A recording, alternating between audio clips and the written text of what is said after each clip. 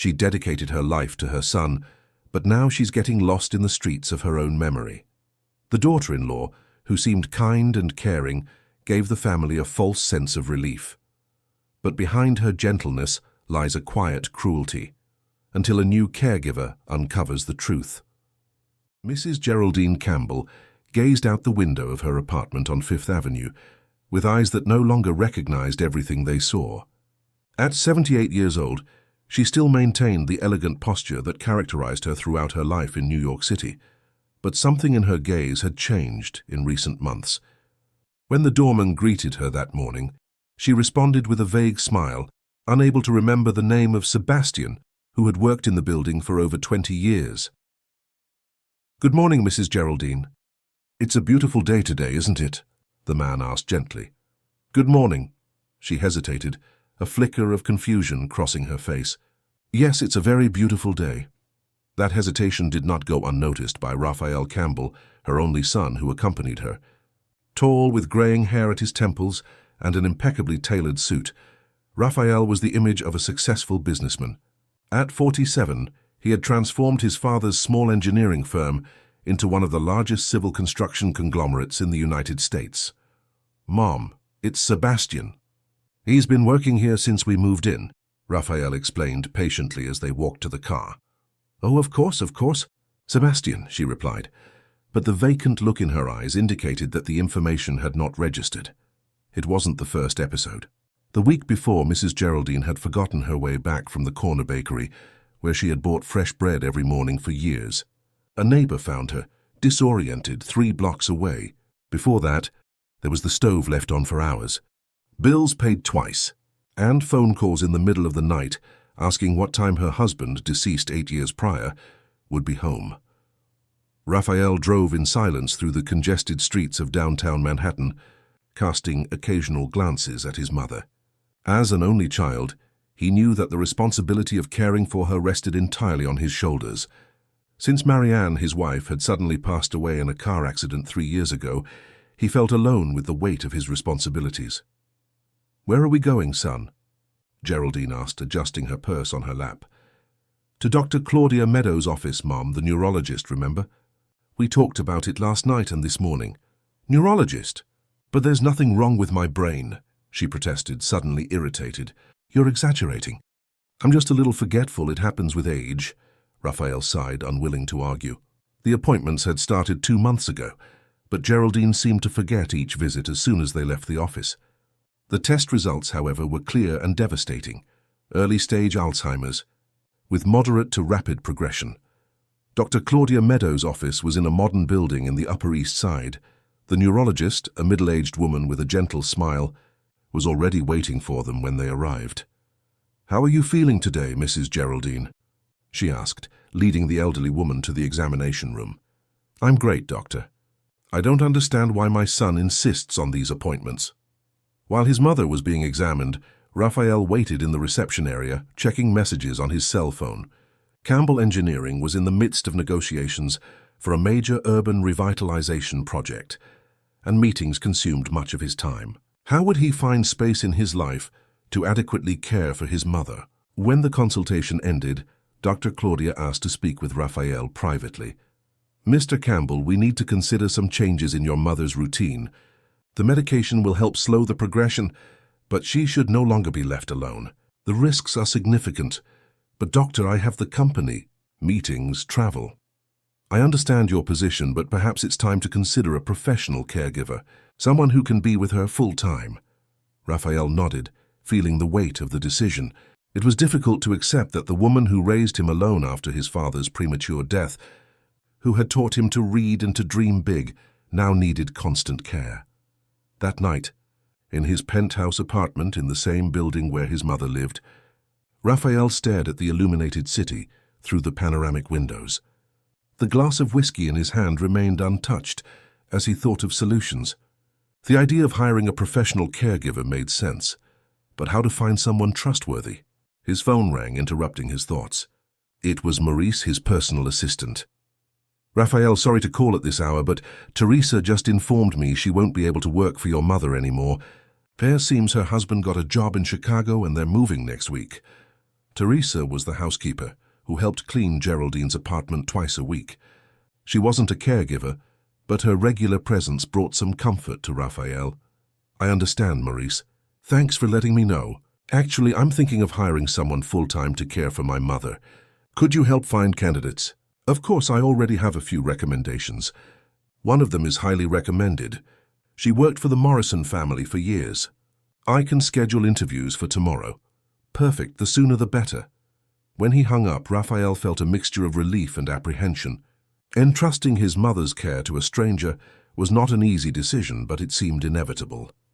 The next morning, he cancelled 2 meetings to personally oversee the interviews.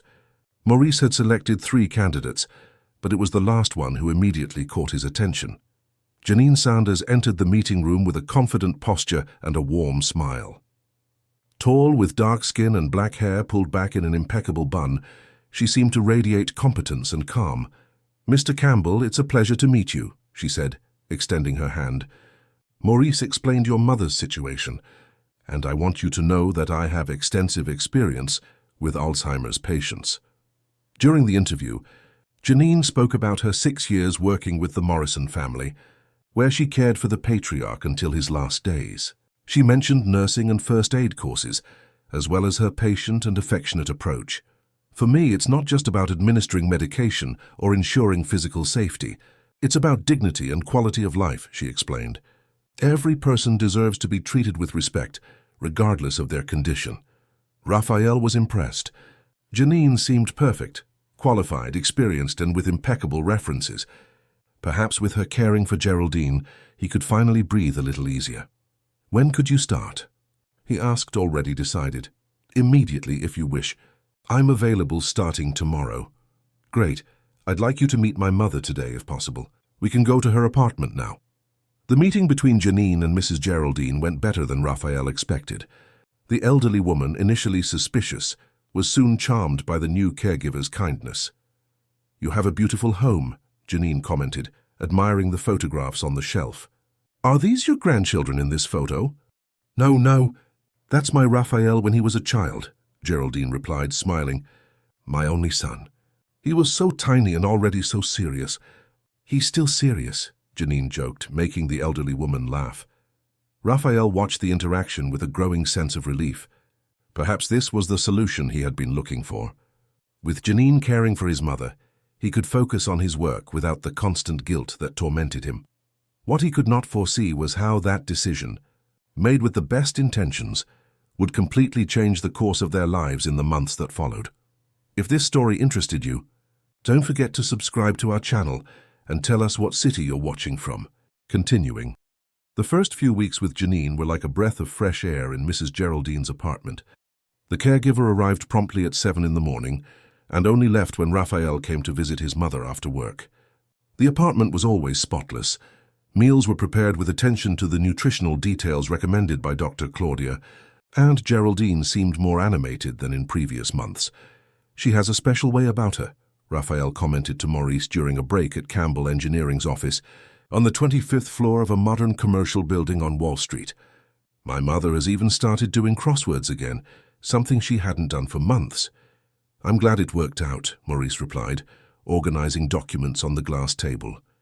"Her references were excellent, but there's always that initial insecurity."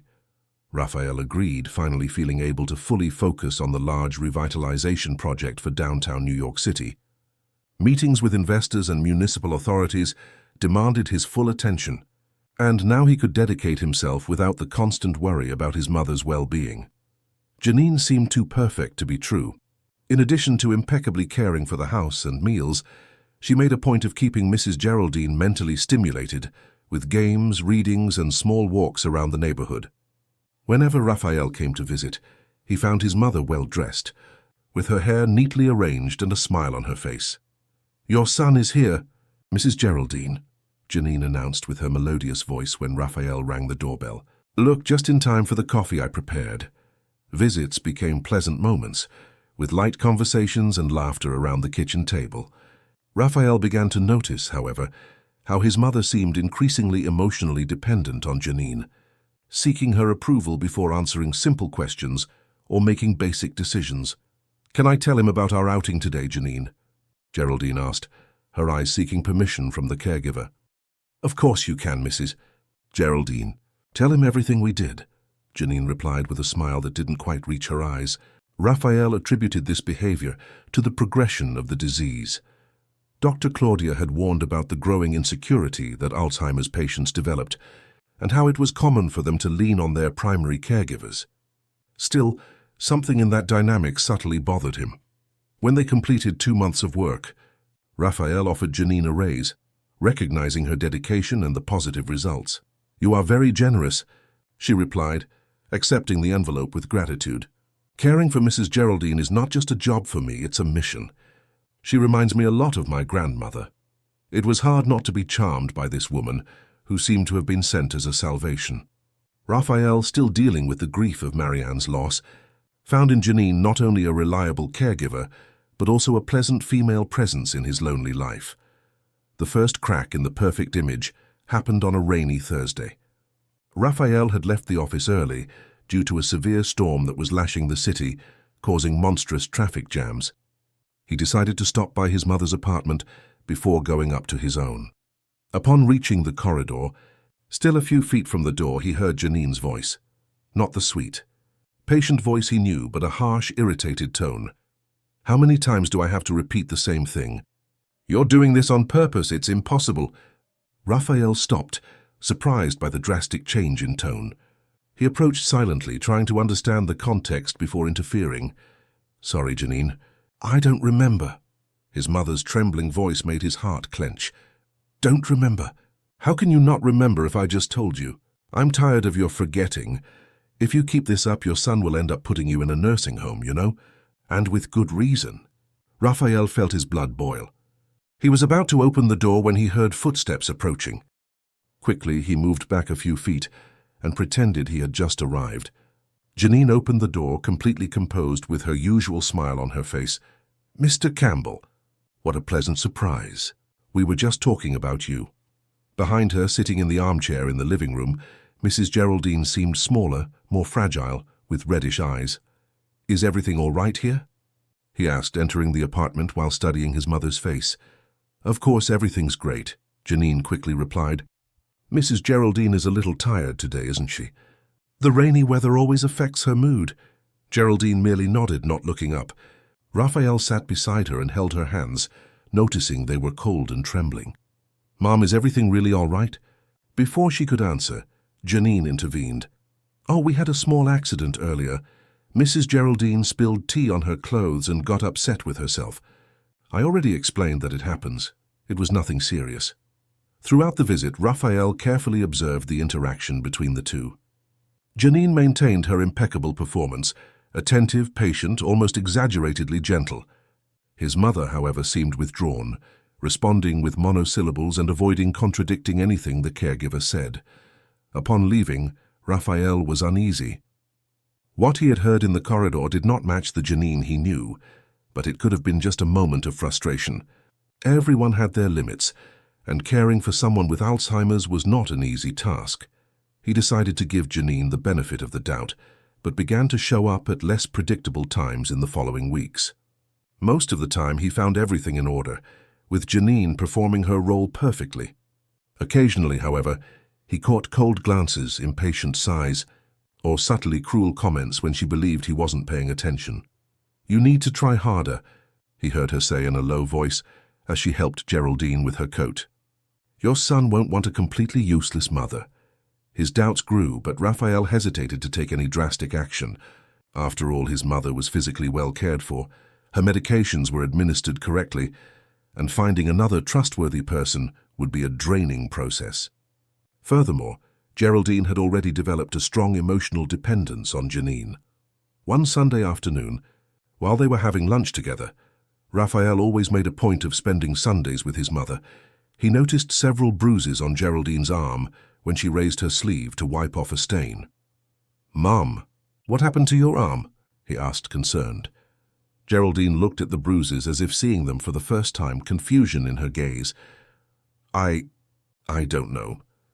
Mrs. Geraldine slipped in the bathroom the day before yesterday," Janine explained promptly. "I messaged you. Didn't you receive it? It was just a scare. Dr. Claudia said it was nothing serious when I took her for a checkup. Raphael didn't recall any message, but with the amount of communications he received daily, it was possible it had gone unnoticed. Still, something in the explanation sounded hollow. We need to install grab bars in the bathroom, he commented. I'll arrange that tomorrow. Excellent idea, Janine agreed. I always say prevention is key. That night, reviewing his messages, Raphael confirmed that he had not received any notice about the fall or an emergency visit to the doctor. When he called Dr. Claudia the next day, he discovered that his mother had not been taken to the office that week. Janine's lie alarmed him. Why would she invent such a story? What had really happened to cause those bruises? Raphael realized he needed help to monitor the situation more closely. Someone who could be present when he couldn't. Someone Janine wouldn't see as a threat. It was Maurice who suggested the solution. How about hiring a nurse for regular visits? We can justify it as a medical recommendation for medication monitoring.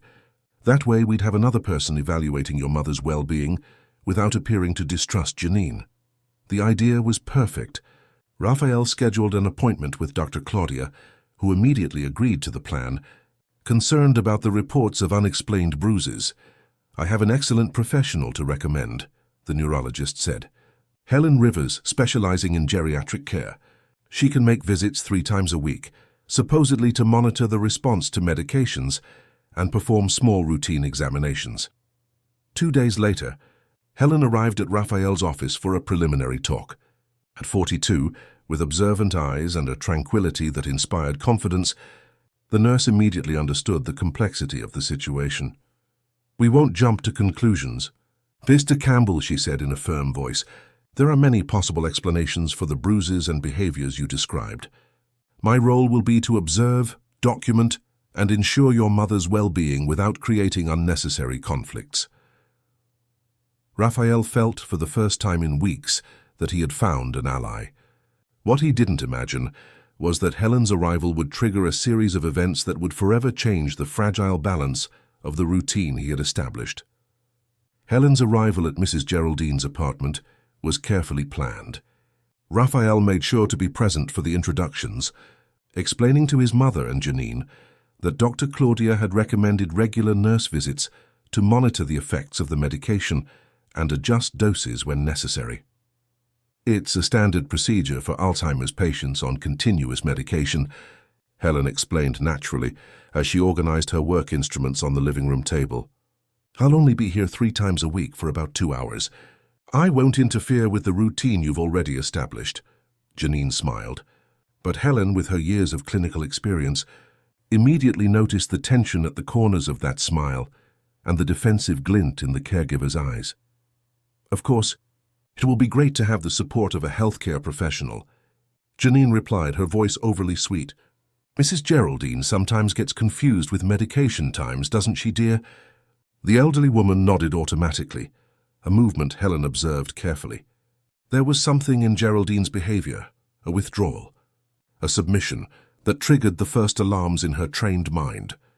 During that first visit, Helen made a point of establishing a genuine connection with Mrs. Geraldine, while checking her vital signs and asking simple questions to assess her cognitive orientation. She talked about light topics, the mild autumn weather in New York City, the flowers in the centerpiece vase, traditional recipes Geraldine might have learned from her own mother. Did you cook a lot when Mr. Raphael was little? Helen asked, taking the elderly woman's blood pressure. A genuine smile lit up Geraldine's face for the first time since Helen arrived. Oh yes. My Raphael loved my chicken with okra. It was the only way to get him to eat vegetables, she replied, a spark of vivid memory in her eyes. I still love it, Raphael interjected, touched by the memory. No one makes it like yours. Janine, who had been observing the interaction with her arms crossed, quickly approached. I've been trying to reproduce some recipes Mrs. Geraldine taught me, but she gets so tired in the kitchen lately, she commented, placing a possessive hand on the elderly woman's shoulder. Doctors recommend rest, don't they, Ms. Helen? Actually, Helen replied calmly, familiar activities like cooking can be excellent cognitive exercises for Alzheimer's patients, provided they are adequately supervised. Procedural memory, that related to tasks we've done for years, tends to remain preserved longer. A momentary silence followed that small contradiction. Helen noticed the quick glance Janine shot in her direction, not of curiosity or interest, but of evaluation, like someone sizing up an opponent. In subsequent visits, Helen always arrived at the same time, maintaining the predictability that was important for patients like Mrs. Geraldine. Over time, she realized that Janine had created a specific routine for these days. The apartment was impeccably tidy. Geraldine wore more elegant clothes than usual, and the medications were meticulously organized on the kitchen counter. It was a performance, Helen concluded after a few weeks of observation. A well-rehearsed one, it's true, but with revealing flaws for trained eyes like hers. The first concrete evidence came when Helen arrived 30 minutes earlier than usual, having informed Raphael about the change, but not Janine. Upon ringing the doorbell, she heard a commotion inside the apartment and raised voices. When Janine finally opened the door, her normally composed face showed signs of irritation quickly masked. "Miss Helen, you're early today," she commented, nervously adjusting her uniform.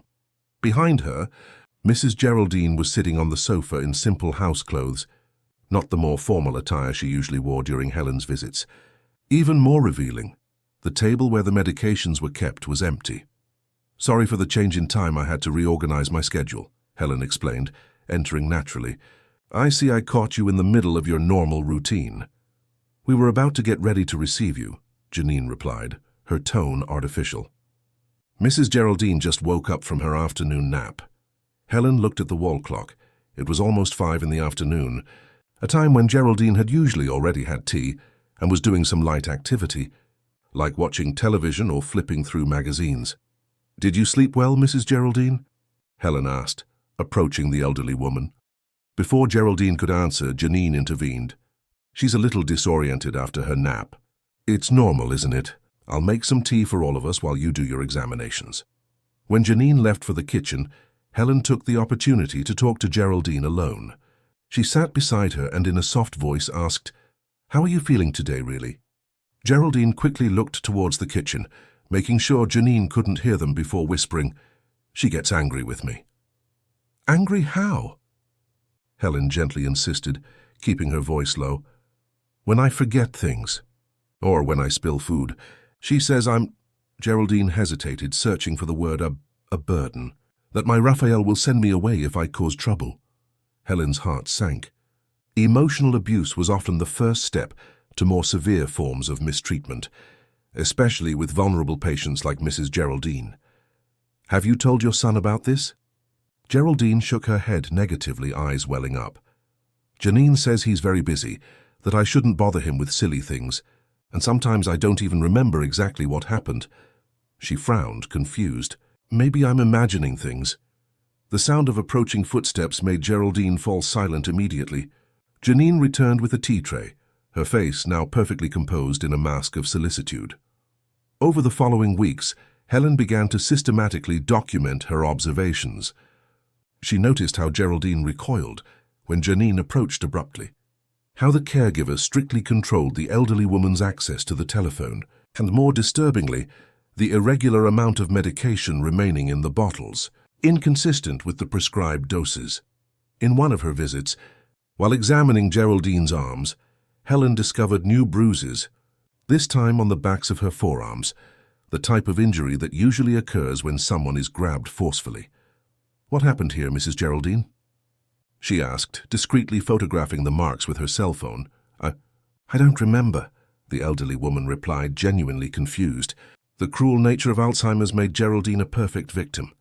Her own recollections of the abuse were lost in the fog of the disease, leaving only an instinctive fear with no clear origin. That night, Helen called Raphael and requested an urgent meeting away from Mrs. Geraldine's apartment. They met the next day at a discreet cafe near his office. "I have reason to believe your mother is suffering abuse," Helen declared directly, after ensuring they would not be overheard. "Not only emotional, but possibly physical as well." Raphael paled. As much as he had his own suspicions, hearing that confirmation from a healthcare professional was devastating. "What evidence do you have?" he asked, his voice tense. Helen showed him photos of the bruises and shared her detailed observations about the behavior of both Geraldine and Janine. She also explained her concerns about the irregular administration of medication. "I believe Janine is sedating your mother beyond what is prescribed on some days, probably to have less work. That would explain the pattern of excessive drowsiness I noticed during some visits." Raphael ran his hands over his face, devastated. "How could I not have noticed this before? How could I have allowed this to happen right under my nose?" "Don't blame yourself," Helen said firmly. "Janine is extremely skilled at maintaining appearances. People like that usually are. Besides, your mother's condition makes everything more complex. She herself has difficulty remembering and reporting what happens. What should we do? Should I fire her immediately?" Helen shook her head. "We don't have enough evidence for legal action yet, and an abrupt dismissal could complicate the situation further. We need to better document what's happening." After a long discussion, they devised a plan. Raphael would discreetly install security cameras in the apartment under the pretext of monitoring his mother for falls or medical emergencies.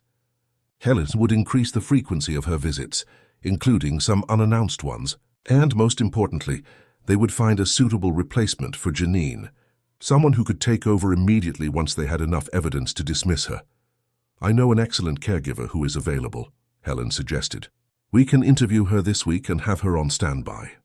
As they parted ways, Raphael held Helen's hand a little longer than necessary. "Thank you," he said, his voice choked with emotion. "I don't know what would have happened if you hadn't come." Helen felt an unexpected warmth at that sincere gratitude. Professionally, she was just doing her job protecting a vulnerable patient. But there was something in that man's gratitude, in the way his eyes reflected a mixture of pain and determination, that touched something deeper within her. "We still have a lot of work ahead of us," she replied, gently withdrawing her hand. "But we'll make sure your mother is safe, I promise." As she walked back to her car, Helen reflected on the case. In her 15 years of geriatric nursing, she had witnessed similar situations.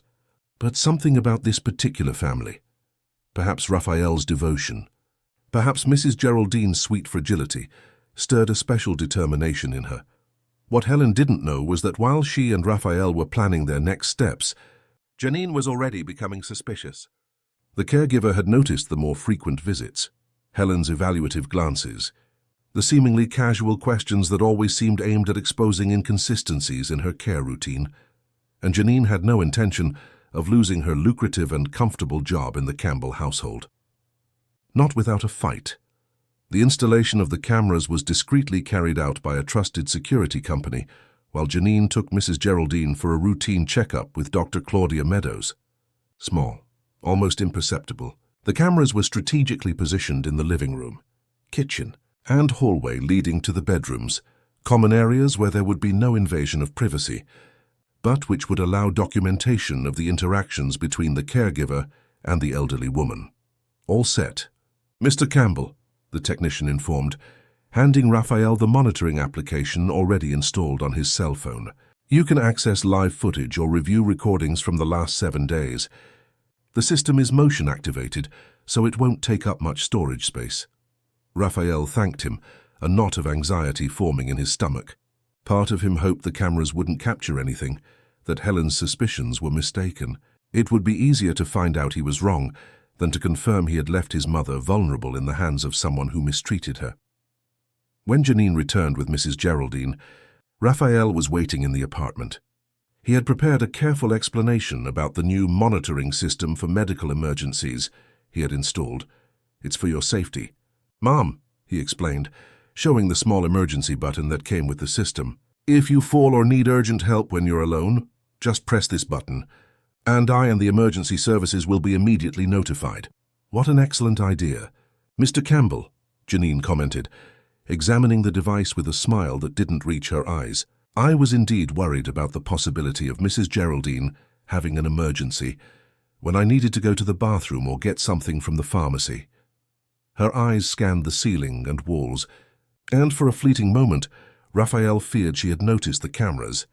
But Janine made no additional comment, helping Geraldine settle onto the sofa while putting away the medications prescribed by Dr. Claudia. "Was the appointment smooth?" Raphael asked, carefully observing the interaction between the two. Perfectly fine, Janine replied before Geraldine could open her mouth. The doctor was satisfied with the progress and kept the same medication. Wasn't she, Mrs. Geraldine? The elderly woman nodded automatically, a gesture Raphael now recognized as part of the conditioning Janine had created. His mother, once a woman of strong opinions and a striking personality, now merely agreed, fearful of contradicting her caregiver. Actually, Raphael interjected, I'll call Dr. Claudia later to discuss the details. Last time there was a misunderstanding about the medication. I prefer to confirm directly. A flash of irritation crossed Janine's face, quickly masked by a complacent smile. Of course, you're right to stay informed. After all, your mother's health is a priority for all of us. That night, after leaving his mother's apartment, Raphael reviewed the first recordings. At first, nothing alarming. Janine preparing dinner, helping Geraldine with her medications, watching television next to her.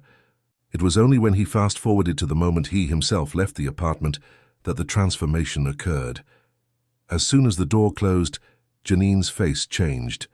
The gentle smile disappeared, replaced by an expression of boredom and irritation. She scoffed, took the remote control from Geraldine's hand without asking, and changed the channel the elderly woman was watching. Enough of these silly soap operas, she said dryly. It's time for your sleeping medicine. But it's still early, Janine, Geraldine protested timidly. And this is my favorite show. Janine's response chilled Raphael's blood. I don't care. The sooner you sleep, the quieter my night. Besides, it's not like you're going to remember this show tomorrow anyway. In the following days, the cameras continued to capture disturbing evidence. Janine administering larger doses of medication than prescribed, ignoring Geraldine's requests for help to go to the bathroom, leaving her in humiliating situations, hiding food, and then accusing the elderly woman of having no appetite, talking on the phone with friends, laughing and calling Geraldine the crazy old lady, while the elderly woman was in the same room, but out of her compromised line of sight. In one of the most disturbing recordings, Janine held Geraldine's arm with excessive force, leaving red marks as she forced her to take medication. Swallow it, you stubborn old woman. Do you think I have all day to stand here waiting for your quirks? Raphael sent all the evidence to Helen, who methodically compiled it along with her own clinical observations. Together, they agreed that they already had enough material not only to dismiss Janine, but potentially to file a formal complaint with the authorities for elder abuse. Meanwhile, they interviewed and selected a new caregiver, Louisa Meadows, a 58-year-old retired nurse with vast experience in geriatric care and impeccable references. Unlike Janine, who had been hired hastily in a moment of desperation, Louisa underwent rigorous background checks and extensive interviews with both Raphael and Helen. We need to be absolutely sure this time, Raphael insisted during the selection process. I can't risk my mother's safety again. I completely understand your concern, Louisa replied calmly. That's why I suggest a 2-week probationary period, during which Ms. Helen could continue her regular visits. This would give your mother time to adapt to me and for you to properly evaluate my work. Louisa's common sense and professionalism reassured Raphael. She was ready to start as soon as Janine was dismissed.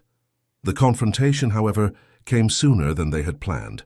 On a rainy Wednesday afternoon, Helen arrived at the apartment for an unscheduled visit and found Mrs. Geraldine alone, disoriented and visibly distressed, with her clothes wet. Mrs. Geraldine, what happened? Where's Janine? Helen asked, alarmed, as she helped the elderly woman sit down. She left. Said she'd be right back, Geraldine stammered, trembling. I had an accident. I couldn't make it to the bathroom in time. Helen's heart sank. Leaving a person with Alzheimer's alone was already serious negligence. Leaving her in that state was unforgivable. How long has she been gone? I don't know. The clock. I can't understand the hands anymore. Helen checked the security system. The cameras showed Janine leaving the apartment almost 2 hours earlier, coldly telling Geraldine that she would come back when she felt like it, and that the elderly woman shouldn't touch anything while she was gone. Immediately, Helen helped Geraldine clean up and change her clothes, trying to preserve her dignity throughout the process. While caring for her, she called Raphael. We need to act now, she said firmly. Your mother was left alone for hours. in unacceptable conditions. We can't wait any longer. Raphael arrived in less than 30 minutes, bringing Louisa with him. They had agreed that she would wait in the car until called, but the situation demanded immediate action. When Janine finally returned, almost 3 hours after her departure, she found not only Geraldine clean and fed, but also Raphael, Helen, and a stranger sitting in the living room. The shock on her face quickly gave way to defensiveness. "Mr. Campbell, what a surprise. I just went out to buy urgent medicine for your mother and ended up stuck in traffic because of the rain. I tried to call, but no one answered." Raphael slowly stood up, his face a mask of forced control. "My phone didn't register any calls from you, Janine. In fact, the security system we installed recorded you leaving almost 3 hours ago, telling my mother you'd come back when you felt like it." Color drained from Janine's face as her eyes scanned the ceiling, finally locating one of the discreet cameras. "Cameras, you were spying on me." Her voice wavered between indignation and fear. "That's illegal. An invasion of privacy. Not in common areas of my own property, when the objective is to ensure the safety of a vulnerable person," Raphael replied calmly. "Especially when there are well-founded suspicions of abuse." "Abuse?" Janine forced a laugh. "That's absurd. I've dedicated myself entirely to your mother, sacrificed my personal life." "We have everything documented, Janine," Helen interrupted, her tone professional but firm. "The incorrectly administered medications, the insults, the negligence, the bruises caused by you. She's making this up." Janine pointed at Helen, her control crumbling. "This woman wants my job from the start. Ask Mrs. Geraldine. Tell them, Mrs. Geraldine. Tell them how well I take care of you." All eyes turned to the elderly woman, who shrank into the armchair, visibly disturbed by the confrontation. For a moment, the fear of contradicting Janine seemed to paralyze her. Then, with a courage that surprised even Raphael, she spoke. "You say my son will send me away if I cause trouble. You say I'm useless. You leave me alone. You hide my glasses and then say I lost them. I'm afraid of you, Janine." The words came out broken, confused, but unequivocal in their content. Janine was momentarily speechless, then tried another approach. "She's confused. She doesn't know what she's saying. It's the disease talking. After all I've done, is this how I'm treated?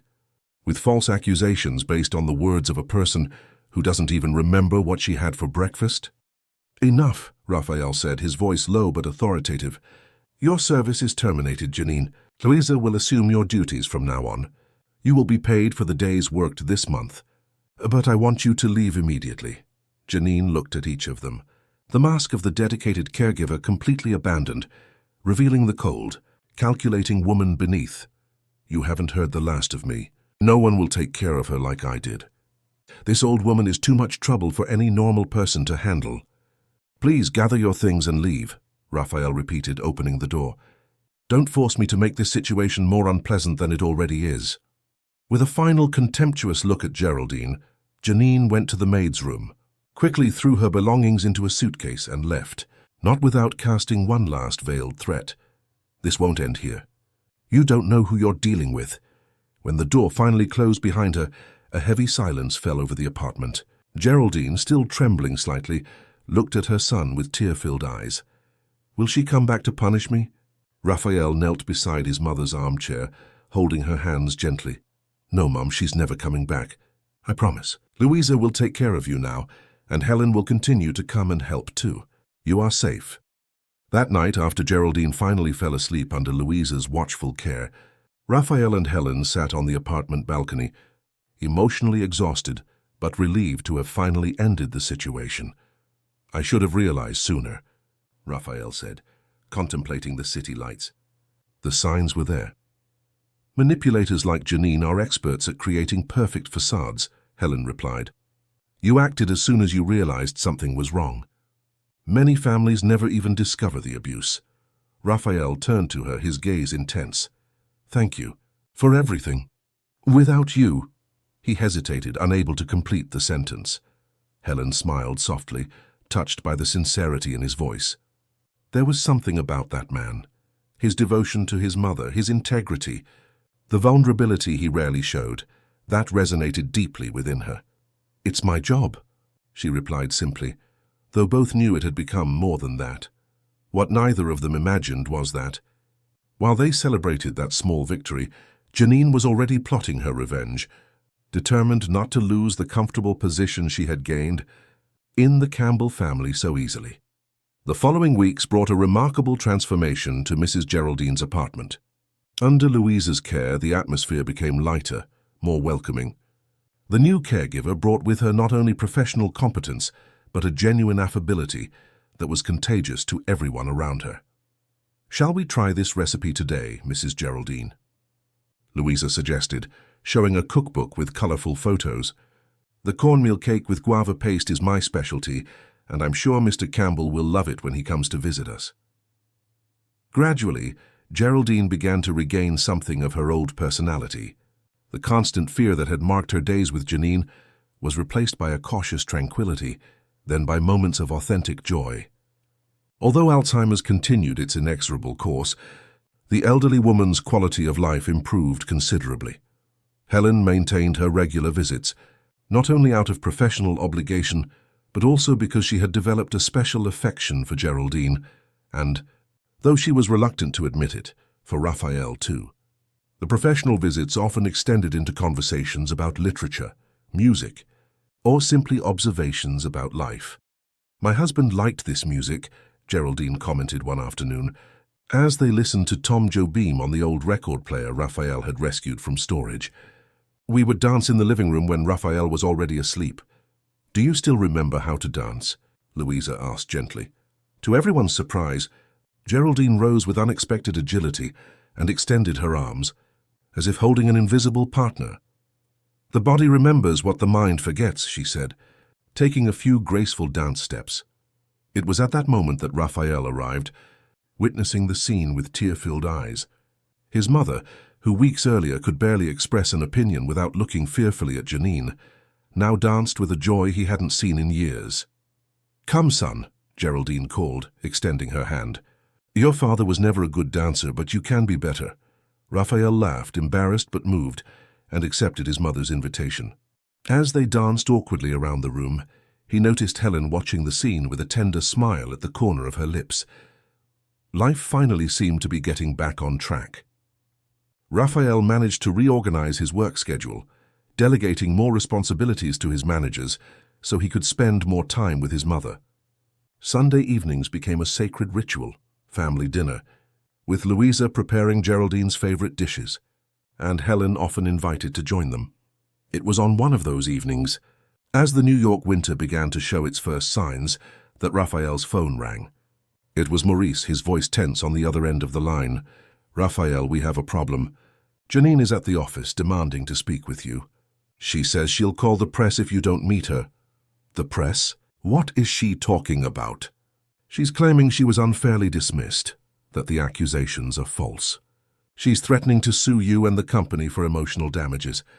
And there's more. She has a folder full of documents that she says prove you've been rigging bids to get public contracts." Raphael felt his blood run cold, not because of the fraud accusations, which were completely unfounded, but because of the woman's audacity. Clearly Janine had not given up. "I'm on my way. Don't let her leave, but don't say anything to her either. And call our legal department immediately." As he hung up, he found 3 pairs of eyes watching him with concern. "Is there a problem?" Helen asked, noticing his tense expression. Raphael hesitated, not wanting to disturb the quiet dinner atmosphere, especially in front of his mother, who was already sufficiently fragile. "A situation at the office that I need to resolve," he replied vaguely. "Unfortunately, I'll have to leave now. Mom, do you forgive me?" "Of course, my son. Work doesn't wait," Geraldine replied, understanding as always. But Helen was not so easily convinced. She followed Raphael to the hallway as he prepared to leave. "It's Janine, isn't it?" she asked directly. Seeing Raphael's surprised expression, she explained, "I heard her name when you were on the phone. What does she want?" Raphael sighed, realizing it was no use hiding the truth from Helen. "She's at the office making absurd accusations, threatening to sue me and take the case to the press.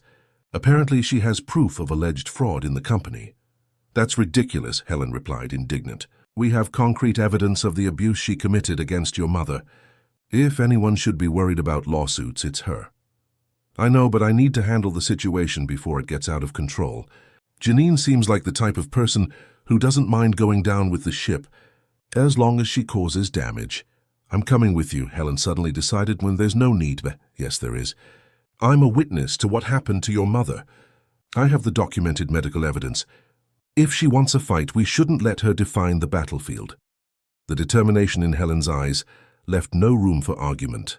Moreover, Raphael realized he appreciated the idea of having her firm and sensible presence by his side in that confrontation. After briefly explaining the situation to Louisa, who assured him she would take good care of Geraldine during his absence, Raphael and Helen headed to Campbell Engineering's office in the city's financial district. When they arrived, they found a tense atmosphere. Janine was sitting in the reception area, wearing an elegant pantsuit that contrasted sharply with the simple uniform she wore as a caregiver. Beside her, a middle-aged man with an executive briefcase, probably a hastily hired lawyer.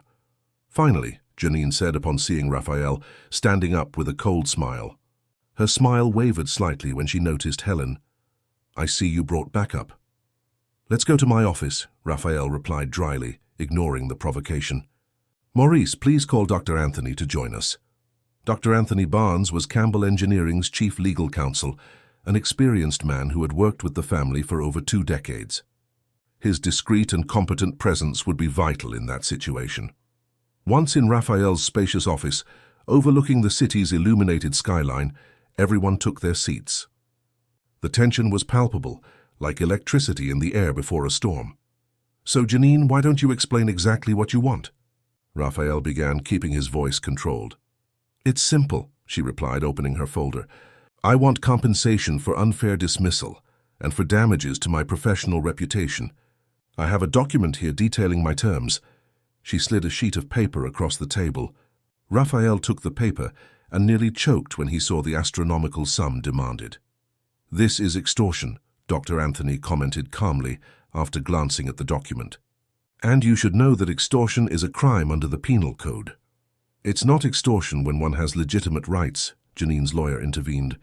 "My client was falsely accused of abuse and negligence, dismissed without due process, and is now unable to find employment in her field due to these unfounded allegations." Unfounded. Helen couldn't contain her indignation. "We have documented evidence, medical reports, photographs of Mrs. Geraldine's bruises, and video recordings that clearly show your client's abusive behavior." As she mentioned the recordings, Helen noticed Janine's face pale slightly, quickly masked by an expression of disdain. "Recordings obtained without my knowledge or consent," Janine retorted, "completely inadmissible in court." "Not when the objective is to protect a vulnerable person in a risky situation," Dr. Anthony calmly replied. "Jurisprudence in these cases is clear." "Regardless," Janine's lawyer continued, "my client possesses information about irregularities in Campbell Engineering's bidding processes that would certainly interest the authorities and the press. Perhaps it would be in everyone's interest to find an amicable solution to this impasse." Raphael felt a cold fury grow within him.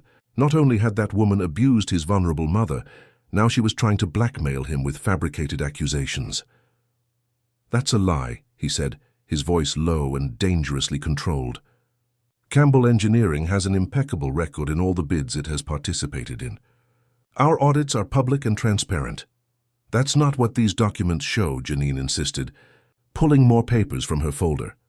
Dr. Anthony examined the presented documents, his experienced face revealing nothing. After a few minutes, he simply returned the papers to the table. "These are preliminary internal projects, not official bidding documents. They prove absolutely nothing beyond the fact that you had undue access to confidential company files, which constitutes another crime." "How did you get these documents?" Raphael asked, suddenly understanding. "You stole them from my computer at home." Janine's smile confirmed his suspicion. "You often left your laptop open when you came to visit your mother. I thought it prudent to keep some guarantees. You never know when they might come in handy." It was at that moment that Helen played her own trump card. From her purse, she took out a tablet and placed it on the table. "Before we continue with these veiled threats, I think everyone should see this." She opened a video, one of the most disturbing recordings from the security system. In it, Janine could be clearly seen screaming at Mrs. Geraldine, forcing her to take medication, shaking her by the arms when the elderly woman resisted. "You useless old woman. Do you think I have patience for your quirks? If it weren't for your son's money, I would have left you in a nursing home a long time ago." The silence that followed was deafening. Janine's lawyer seemed genuinely shocked, looking at his client with a new perspective. "There are dozens of videos like this," Helen continued calmly. "Medical documentation of the bruises, testimony from Mrs. Geraldine herself, recorded on video during one of her more lucid phases, and, of course, the incident where you abandoned her alone for almost 3 hours, leaving her in degrading conditions." Janine stared at the frozen video screen, her face a mask of impotent fury. "So," Raphael concluded, leaning forward, "here's my counteroffer. You drop these ridiculous accusations, sign a confidentiality agreement, and never approach my family or company again. In return, we will not take this evidence to the police for a formal accusation of elder abuse and attempted extortion." "And if I refuse?" Janine challenged, though her tone had already lost its initial confidence. "Then we'll have the displeasure of meeting in court," Dr. Anthony replied softly. "And I can assure you, based on what I've just seen, that it won't be a favorable outcome for you." Janine's lawyer cleared his throat, clearly uncomfortable. "Perhaps we should consider Mr. Campbell's proposal.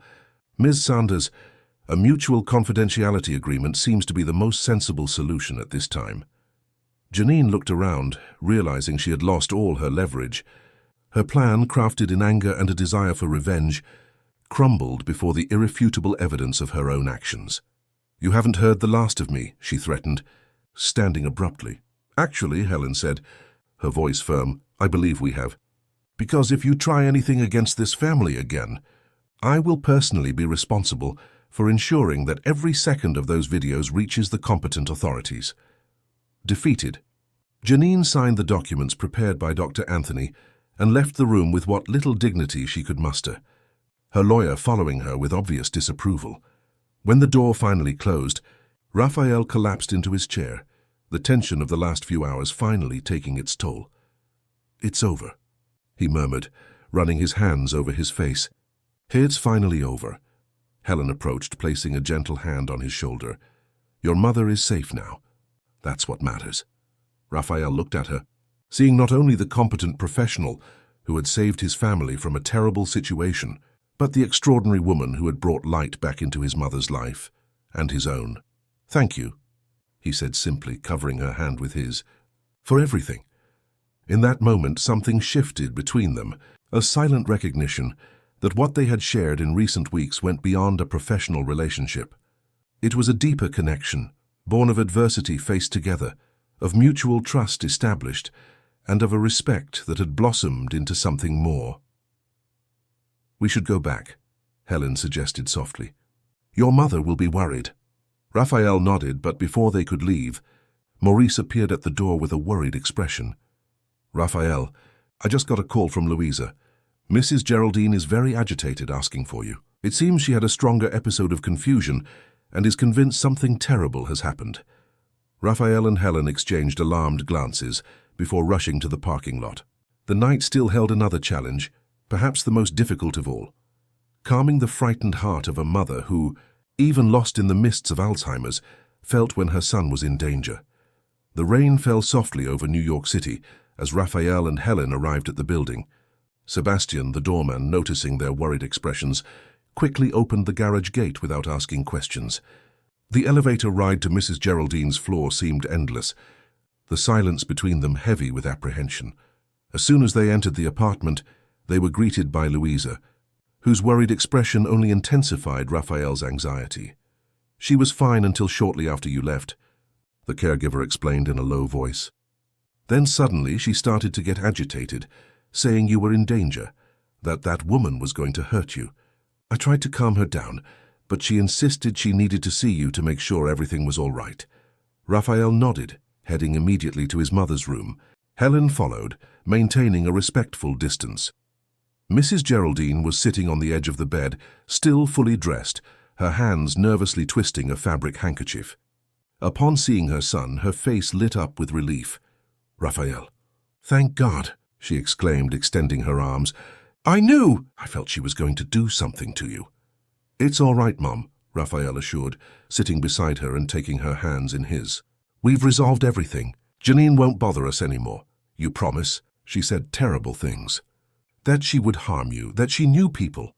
"I promise," he affirmed with conviction. "She has no power over us now."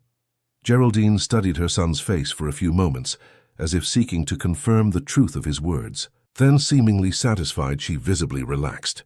Her gaze shifted to Helen, who remained discreetly at the door. "Are you all right too, dear?" the elderly woman asked with genuine concern. "I'm perfectly fine, Mrs. Geraldine," Helen replied, approaching, "and very happy to see that you are well too." A gentle smile lit up the elderly woman's face. "You two, you take such good care of me," she murmured, looking from one to the other. Then, with a lucidity that was surprising on her good days, she added, "You know, you make a beautiful couple." The comment caught both Raphael and Helen off guard. They exchanged embarrassed glances, a slight blush coloring both their faces. "Mom," Raphael began, but Geraldine interrupted him with a gesture. "An old heart still recognizes love when it sees it, even when the mind fails," she said with surprising clarity. "Marianne was a good wife, and I know you loved her deeply. But she would want you to move on, my son." The silence that followed was charged with emotion. Helen, feeling the intensity of the moment, discreetly stepped away, murmuring that she would help Louisa prepare some tea for everyone. When they were alone, Raphael held his mother's hands affectionately. "You always knew how to read people better than anyone," he admitted. "Helen is unspecial, but everything happened so fast in such complicated circumstances. Time doesn't wait, son, especially for someone who has lived as long as I have." Geraldine touched Raphael's face tenderly. "When the heart finds its home, it's foolish to delay the change." That night marked a turning point. After settling Geraldine, who fell asleep peacefully, Raphael walked Helen to the door. The rain had stopped, leaving the air with that peculiar fragrance of wet earth that perfumes New York City nights after a storm. "Thank you again for everything today," he said, hesitating on the threshold. "I don't know what would have happened if you hadn't been there." "We would have found another way," Helen replied with a soft smile. "You're stronger than you think, Raphael." He returned the smile, feeling a growing certainty in his chest. Without planning, without rehearsing, the words simply flowed. "Would you like to have dinner with me tomorrow?" "Just the two of us." The brief moment of surprise on Helen's face soon gave way to a warm expression. "I'd love to," she replied simply. Dinner the following night, at a discreet restaurant in the Upper East Side, was the first of many. In the weeks that followed, Raphael and Helen built a relationship that transcended the situation that had initially brought them together. They talked about books, music, old dreams, and future hopes. They shared stories of childhood, losses, and new beginnings. For Raphael, it was like rediscovering a part of himself that had remained dormant since Marianne's passing. With Helen, he found not a substitute for his past love, but a completely new companion who saw and accepted him exactly as he was now. "I never thought I'd fall in love with a patient," Helen confessed one Sunday afternoon as they walked through Central Park. "Technically, my mother was your patient, not me," Raphael joked, intertwining his fingers with hers. "An important detail," she laughed, squeezing his hand. Their relationship blossomed naturally, without haste, built on a solid foundation of mutual respect and admiration. Helen continued to visit Mrs. Geraldine professionally, but now also as a friend and gradually as part of the family. Geraldine, even on her most confused days, never failed to recognize Helen. It was as if the nurse's presence awakened a special clarity in her increasingly clouded mind. "You bring light to this house," she once said when Helen was helping her with physical therapy exercises. "To my Raphael, too. He smiles more now." 6 months after the confrontation with Janine on a starry night, Raphael took Helen to dinner at the same restaurant as their first date. After dessert, as they contemplated the illuminated city through the panoramic window, he took a small velvet box from his pocket. "I know it might seem too fast," he began, nervous as a teenager. "But when you find something so precious, so unexpected, age teaches us not to waste time with doubts." Helen looked at the still-closed box, her eyes bright with contained emotion. You helped me protect the most important person in my life, he continued. In the process, you became equally important to me. Helen? He opened the box, revealing a delicate white gold ring with a central sapphire. Would you do me the honor of sharing your life with me? First and only, for an instant that seemed eternal, Helen just looked at the ring, then at Raphael's anxious face. When she finally spoke, her voice was charged with emotion. For a long time, I dedicated my life to others, to caring for those who needed it. I never imagined that, by doing exactly that, I would find someone who wanted to care for me, too. She extended her hand, her eyes fixed on his. Yes, Raphael. 1,000 times yes. The wedding was an intimate ceremony, held in the garden of the new house they had bought together, a spacious residence in Greenwich Village, with enough room for Mrs. Geraldine to live with them comfortably, with a room specially adapted for her needs. Louisa continued as a full-time caregiver, now as an essential part of the expanded family. The decision to keep Geraldine with them, instead of seeking a specialized institution, was unanimous. She gave us everything, Raphael said during discussions on the matter. It's our turn to give back, to ensure that her days are lived with dignity and surrounded by love. Helen, whose professional experience daily showed her the deficiencies of the elder care system, could not agree more.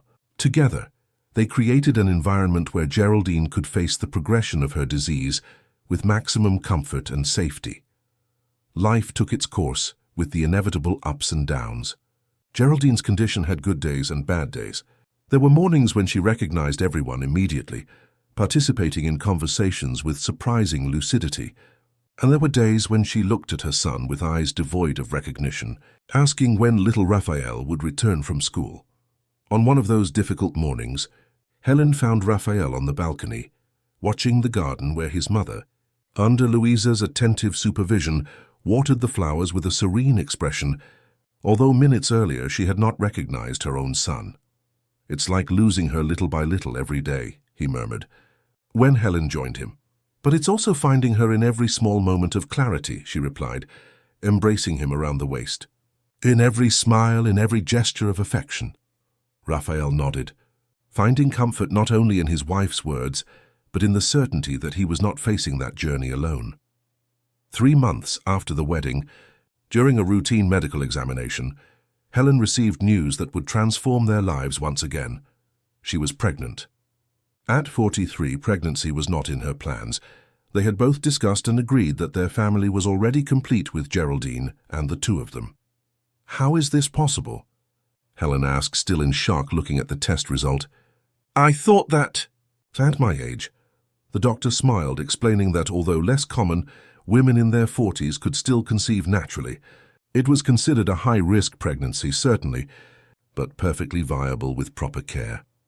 When Helen told Raphael the news, his reaction was one of surprise, followed by a joy so pure and genuine that it dispelled any doubt she might have had. A child, he repeated, hugging her carefully, as if she were already fragile. Our child. Telling Mrs. Geraldine was a special moment. On a lucid afternoon, sitting in the garden under the shade of a jabuticaba tree, Helen took her mother-in-law's hands in hers.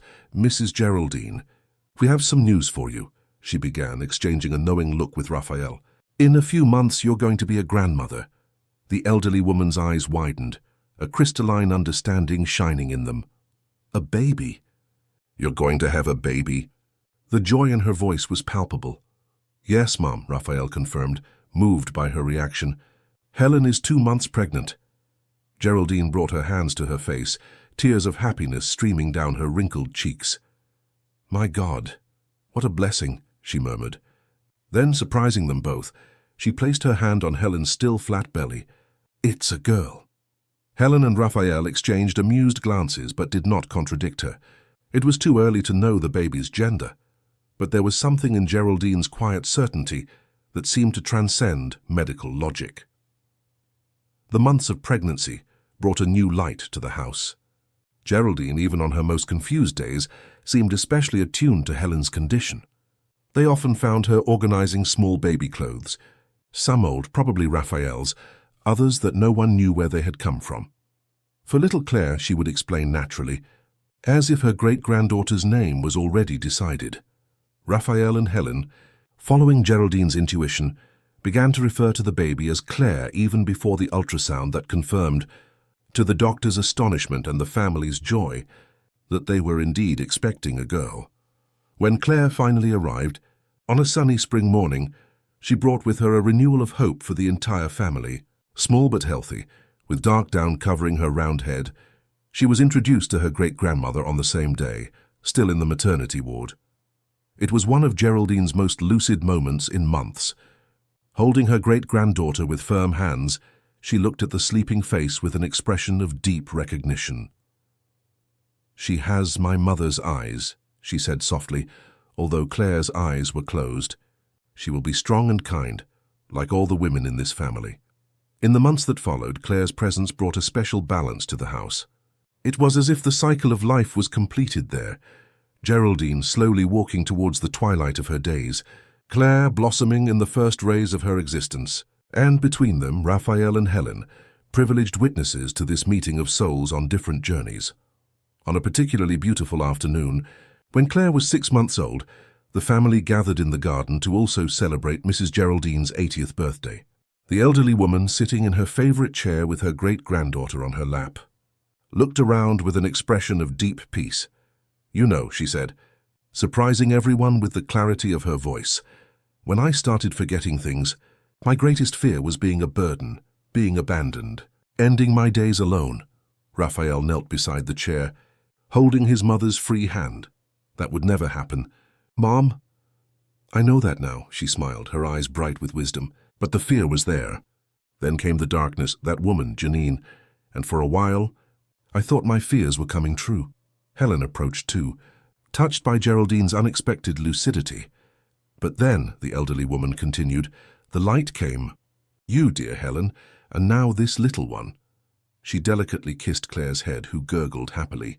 "This is how life should always be, taking care of each other, passing love on, like a river that never stops flowing." In that moment, observing his family gathered, his mother's wise fragility, his wife's gentle strength, his daughter's innocent promise, Raphael felt a gratitude so profound he could barely contain it in his chest. The journey had not been easy. There had been pain, betrayal, moments of despair, but through it all love had found its way, not like in fairy tales, with magic and instant solutions, but like in real life, imperfect, laborious, sometimes painful, but always worth every effort. And as the sun began to set on the New York City horizon, casting golden rays over that small piece of paradise they had built together, Raphael knew with absolute certainty that no matter what the future held, more challenges with his mother's health, the ups and downs of parenthood, life's inevitable storms, they would face everything together, as a family, because in the end that's what truly mattered, not the years we have, but the love we share during the time we are given. End of story. Dear listeners, we hope the story of Raphael, Mrs. Geraldine, and Helen has deeply touched your hearts. To continue experiencing emotions like this, we have a special playlist with other equally touching American stories. Find it by clicking here on the side. If this journey of love, overcoming adversity, and new beginnings moved you, don't forget to subscribe to the channel and leave your like. Every day we bring stories that explore the complexities of American family life with its pains and joys. And have you experienced or witnessed a story of care and renewal like this? Share it with us in the comments. Your experience might inspire other listeners who are going through similar situations. Until the next story.